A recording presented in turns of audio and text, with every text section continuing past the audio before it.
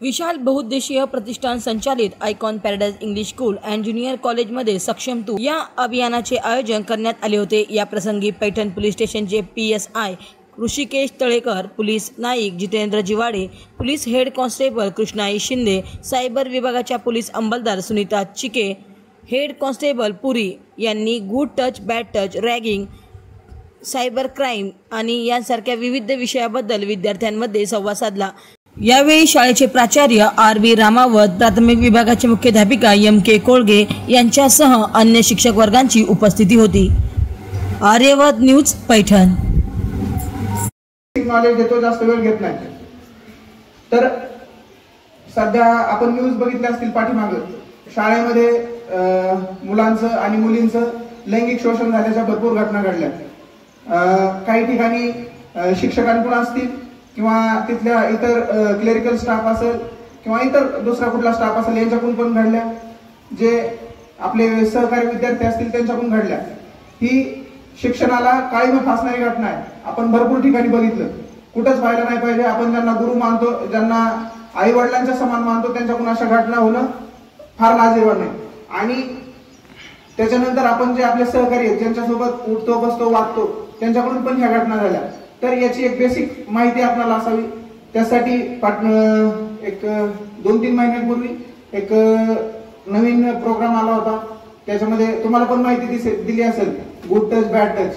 तर सर्वांनी लक्षात ठेवायचं की बाबा आपले सहकारी असतील किंवा आपले टीचर असतील, तर ज्यांना कोणाला अशी काही शंका येईल की बाबा आपल्याला काहीतरी वेगळ्या पद्धतीने वागवलं जातंय, कुठेतरी चुकीचा स्पर्श केला जातोय, थोडं बी काही वाटलं तर तुम्ही तुमच्या शिक्षकांच्या इथे जे असतील त्यांच्या नजर सांगून द्या, आपल्या पालकांना सांगा किंवा आमच्या जे हेल्पलाईन आहे, चाइल्ड हेल्पलाईन असेल किंवा डायल 112 असेल, तर त्याच्यावर सांगून तुम्ही ही गोष्ट लक्षात आणून दिली तर पुढे होणारा गंभीर धोका टाळला जाईल। तसं 112 112 फ्री कॉल आहे, हेल्पलाईन नंबर आहे पोलिसांसाठी। तुम्ही काही पोलिसांना कॉल करू शकता याच्यावरनं। 112 ला कॉल करायचा, मी असं आहे, माझे नाव आहे आणि मी इथे राहते आणि मला असा त्रास आहे, संपला विषय। पोलीस तुमच्यापर्यंत 5 ते 10 मिनिटात, म्हणजे पोलीस स्टेशन पासून जर जवळ असेल अंतर तर आम्ही 5 मिनिटांमध्ये, आणि थोडंसं ऑड साईड म्हणजे विलेज वगैरे असेल तर आम्ही 15-20 मिनिट लागतील पोहोचायला। तर ही सुविधा आहे महाराष्ट्र शासनाने, महाराष्ट्र पोलिसांची 112, याचा नक्कीच लाभ घ्यावा। असं कोणासोबत घटना घडू नये, जर घडत असेल किंवा आपल्यासोबत घडत नाही पण आजूबाजूला कोणासोबत घडत असेल तर त्यासाठी त्यांना सांगायचं 112 1098 हे सुद्धा खूप टोल फ्री नंबर आहे, हेल्पलाईन नंबर आहे।